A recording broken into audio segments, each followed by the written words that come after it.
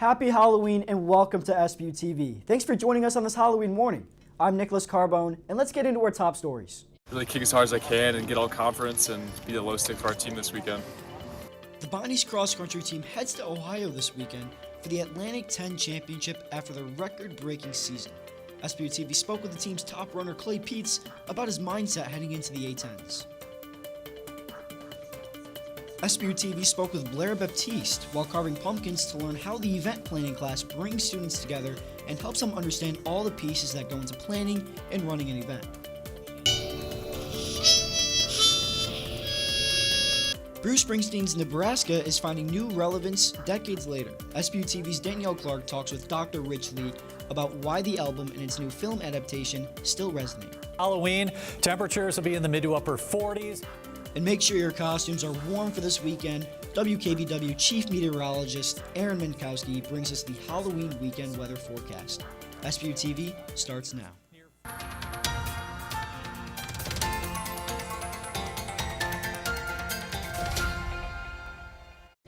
St. Bonaventure's event and sponsorship class gives students hands-on experience planning, promoting, and running a real event from start to finish. Mainly student-run with the guidance of marketing professor Kristen Ryan, the class lets participants handle everything from securing sponsors to organizing logistics, with their grade depending on how successful the final event is. All to plan a Western-themed event named the Riley's Rathskeller Rodeo. Hey everyone, I'm Cindy Labieski with SBU-TV alongside with Blair Baptiste. And today we're going to be carving pumpkins and talking about a special class that St. Bonaventure has to offer that Blair's a part of.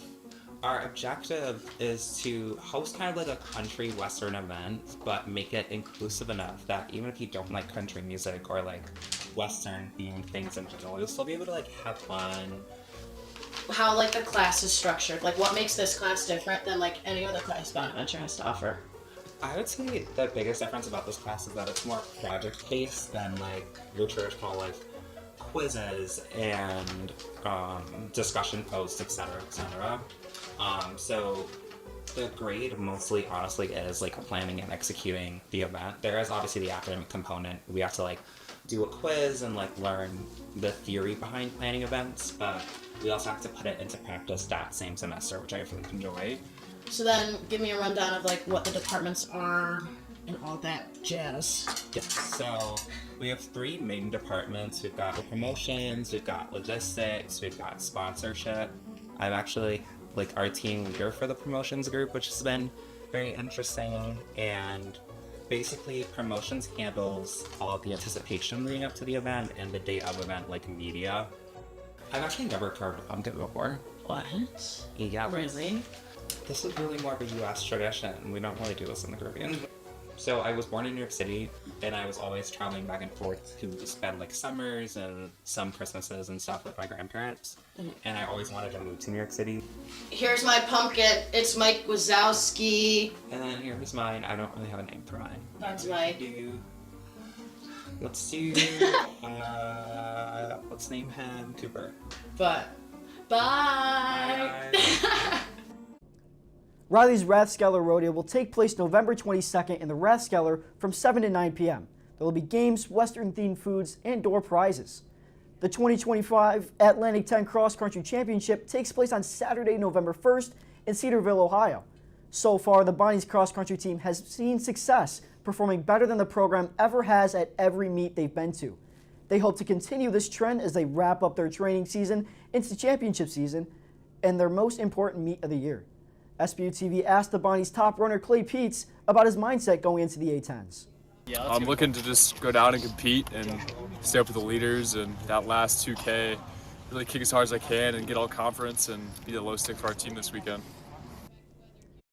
You might want to wear some layers under your Halloween costume. WKBW Chief Meteorologist Mentkowski brings you the weekend weather. Hey everyone, I'm Chief Meteorologist Mentkowski with your SBU-TV weather forecast for Halloween. Temperatures will be in the mid to upper 40s with a few showers, especially during the morning hours. It will be a breezy one on Friday. Saturday, mostly cloudy with a high of 47. Sunday looks fine, partly cloudy skies with high temperatures near 50 degrees. Coming up, SBU-TV's Danielle Clark sits down with former rock and roll journalist Dr. Rich Lee to discuss Bruce Springsteen's timeless album, Nebraska.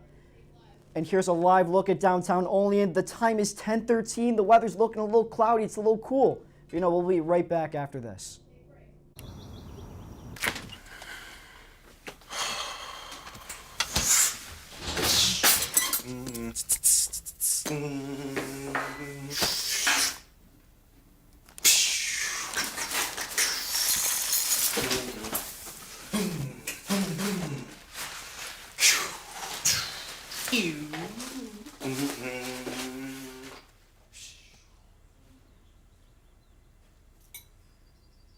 Jordan knows he shouldn't eat this entire bowl of nachos, but tonight he's earned that right. Because a few hours ago, in the middle of happy hour, he recognized a sign. Not from the gods or a bolt of lightning, but from a double heart, a kissy face, and a fourth ha in ha ha ha. That's when Jordan knew he was buzzed. So when it was time to go, he got a ride home instead of driving. Be a legend like Jordan. Recognize your buzzed warning signs and get a ride home. Buzz driving is drunk driving. 40 years after its release, Bruce Springsteen's Nebraska is finding new relevance with audiences. SBU-TV's Danielle Clark sat down with Jan Doley School professor Dr. Rich Lee to discuss why the album and its new film adaptation continue to resonate. Bruce Springsteen's 1982 album, Nebraska, told stories of small-town struggle, loneliness, and desperation, which is a huge shift from his 1975 album, Born to Run. Now, more than 40 years later, that story is being retold in the new movie, Deliver Me from Nowhere. But why does this era of Springsteen's life seem so compelling to talk about now? I spoke with Dr. Rich Lee, who has written extensively about Springsteen's work, including a paper on Nebraska and the America it represents. It was written at a time when there was a big gap or a growing gap between the haves and the have-nots, and popular culture pretty much, other than Nebraska, did not acknowledge that. If you look at the movies, the TV shows, even the music that was popular at the time, it was not about the people who were struggling. So Springsteen did that with his music, and I think, unfortunately, a lot of that gap's gotten even wider today. Nebraska continues to reflect the struggles and stories that define much of American life, making Springsteen's work as relevant now as ever as people continue to search for honesty and hope in uncertain times. Even though he was writing about the tough times, there was a sense of resilience that was emerging, that people, the last song on the album, Reason to Believe, at the end of every hardworking day, there's still reason to believe. So it kind of, to me, beneath all that darkness, I saw a positive message. With SBU-TV, I'm Danielle Clark. Dr. Lee's research on Springsteen's Nebraska was recently published in AMP, American Musical Perspectives. The new film, Deliver Me from Nowhere, is now in theaters, offering a modern look at the stories behind one of Springsteen's most defining albums. St. Bonaventure men's rugby won their last conference game, beating Wheeling University 50-25. SBU-TV's Quinn Burgess spoke with the man of the match, Dan Lowther, to see how the campus community can support the team heading to playoffs. With playoffs looming in the distance for the Bonaventure men's rugby team, I got to chat with man of the match, Dan Lowther, to provide insight onto how the campus community can help boost this Bonaventure team's already impressive season and already impressive record. Who am I here with? Daniel Lowther, a junior from Johannesburg, South Africa. Dan, how important is the community of this campus being here at the games right during the pivotal moment, right during playoffs? I mean, that support's huge for us. We had a tough one this weekend where we were down 25-14 at the half. Obviously able to put it back 50-25, and that support was a huge thing for that. They got behind us on pivotal plays, huge noise, and that really just gets the boys going. So as going into playoffs, it's huge for us. I mean, we have the conference final next Friday, and if we're able to win that, we should get a home playoff, and so that support will be pivotal for that, because it could be a tight game, and the crowds really do make a big difference. Thank you, Dan. What sets the men's rugby team apart from other D1 programs here at St. Bonaventure, not just in a community aspect, but also in a competitive aspect? So as a group of boys, I mean, we got guys from all over the world, from the UK, from South Africa, New Zealand. So I think we really got a diverse group of boys.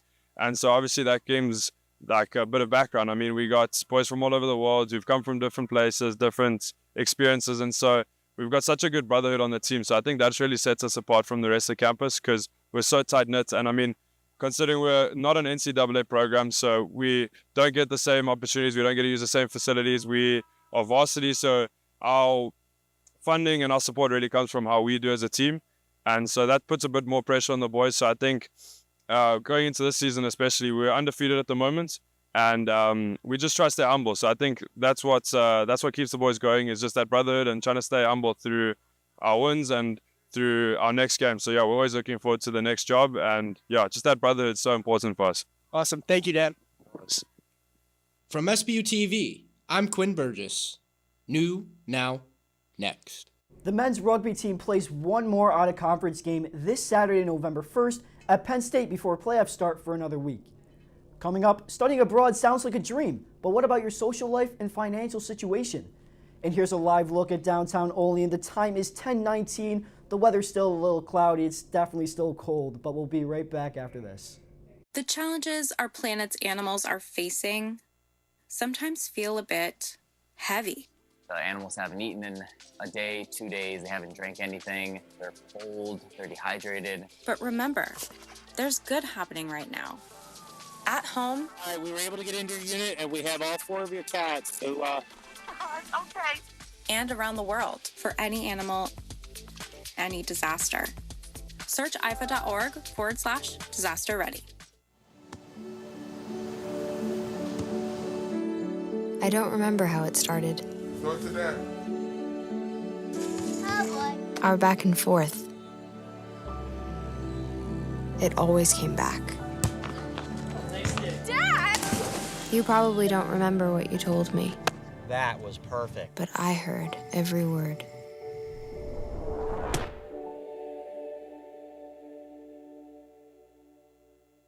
Welcome back. So studying abroad has been said that it's a once-in-a-lifetime experience, but students may lean away from it because of social reasons and possible financial reasons. Get the hype before doing it, but like after doing it, like I think everyone like should do it. It's like a great experience. Derek Cavey, a senior here at St. Bonaventure, studied abroad in Athens, Greece in the spring of 2025 with a pretty small program of only 7 people total. I mean, for our situation, there was 7 people in our program, so it was really small. We did like stuff as a group, like set by the program that we went through. So we had an advisor, her name was Chloe, and she would kind of like get everyone together and we'd go and do like little excursions or we'd go out to eat. Exploring Athens and the rest of Greece after classes, Cavey traveled all around Europe as well, visiting places like London, Budapest, and Italy. And while traveling, he learned to save and manage what he spent. I mean, I worked all summer for it, but also it was a lot cheaper to do stuff over there. So compared to over here, like getting like lunch, like a lunch is probably like $10 to $20 here. Like there was a spot in the corner from our apartment that we'd get lunch at all the time, and it was $3 for like lunch. So it was a lot more affordable like over there, especially in certain like areas. I kind of set a limit on how much I'd be willing to spend when I was over there, and it was between like $5,000 and $6,000. To go study abroad for a whole semester like Cavey, you would have to go through the CEA or API abroad programs. And before you apply, email Jonathan Muscat, the Associate Director of International Student Services, and he can help you out with the whole process.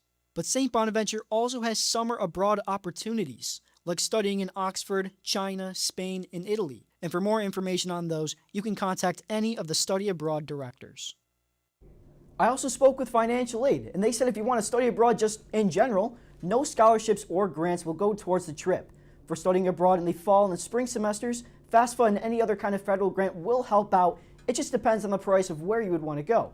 And in the summer, FAFSA and any other federal grant will not be accepted. But all private loans, like the Sallie Mae student loan, for example, can be used on any sort of study abroad trip. For any questions regarding financial aid for when you would want to study abroad, you can call the financial aid office at 716-375-2020. St. Bonaventure's hockey team is off to a good start under new coach Michael Costantino. Frank Tabari has the latest. St. Bonaventure's hockey team is off to a hot start, winning 7 of their first 9 games. Under the leadership of new head coach Michael Costantino, the team has picked up some big wins, including 2 in West Virginia. A former college and semi-professional player, Costantino always knew he wanted to work in the hockey world. I did always know I wanted to be in this environment, whether it was a high school or a college, just being kind of in that academia, a university, somewhere where you have student athletes and they're not just there for the hockey, but they're also there for the school. That was something that I always really wanted to be a part of. Cosentino played NCAA hockey at Newman College and would later go on to play professionally in the FPHL. After his playing days ended, the former goalie coached for the Brooklyn Aviators, a junior team in the United States Premier Hockey League. His prior coaching and playing experience has helped the team when it comes to preparing for games. He's been a player, a coach for many years, so knowing like what we know and like what we go through like in practice and everything is a really big help, especially like the way he game plans. So he like sends out a practice plan before practice, or if we're going to watch a video. The team looks to keep up their hot streak with a game in Buffalo on Halloween night at 7 p.m. and a home game Sunday, November 2nd against Brockport at 2:30. With SBU-TV, I'm Frank DeBari. New, now, next. Make sure to follow along and see how the team finishes out the season. The next game will take place tonight at 7 p.m. against the University of Buffalo. A cool and breezy weekend is on the way. WKBW Chief Meteorologist Aaron Mentkowski brings you the weekend weather. Hey everyone, I'm Chief Meteorologist Aaron Mentkowski with your SBU-TV weather forecast for Halloween. Temperatures will be in the mid to upper 40s with a few showers, especially during the morning hours. It will be a breezy one on Friday. Saturday, mostly cloudy with a high of 47. Sunday looks fine, partly cloudy skies with high temperatures near 50 degrees.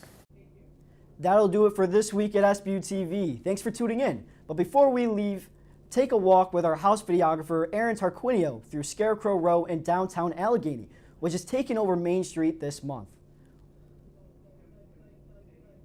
Once again, I'm Nicholas Carbone. Have a great day.